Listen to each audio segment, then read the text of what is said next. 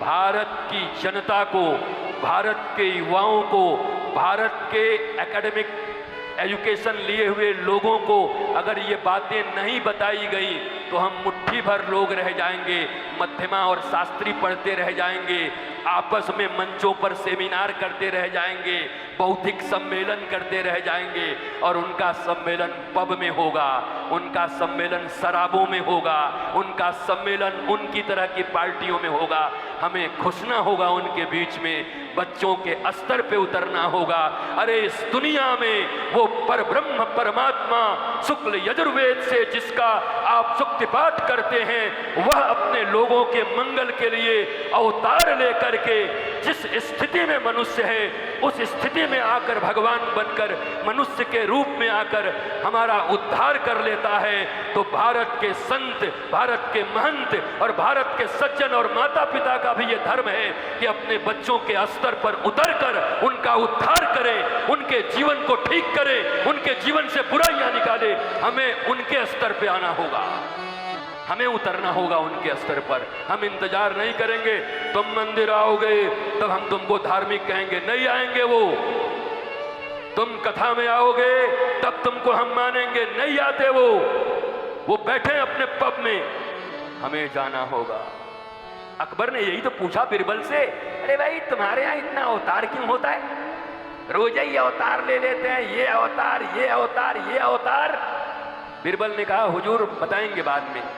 नौका विहार हो रहा था, अकबर के बेटे को या उसके पुतला बना करके फेंक दिया, बिरबल ने फिकवा दिया। अकबर दौड़ गया, कूद गया। ओ बाद में पूछा किसने किया? बोला बिरबल। बोला फांसी पे टांगो इसको। कहा हुजूर बात तो सुन लो। बोला क्या?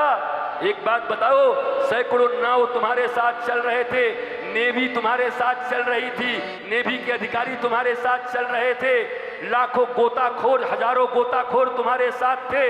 अरे उनको ऑर्डर दिए होते, वो जाकर के निकाल के ले आते। आपको तो ठीक से तैरना भी आता नहीं, क्यों छलांग मार दिए? अकबर ने कहा औलाद मेरी है, प्रेम मैं करता हूं, अपने बेटे को डूबते नहीं देख सकता। बोला मैं भी तो यही कह रहा हूं, हमारे ठाकुर जी हर को अपना संतान मानते हैं, वो किसी को डूबते नहीं देख सकते, इसलिए अवतार लेके आ जाते हैं। महाराज बार बार अपनी संतानों की रक्षा के लिए अवतार लेकर वो स्वयं आते हैं। ये अवतार की गणना है।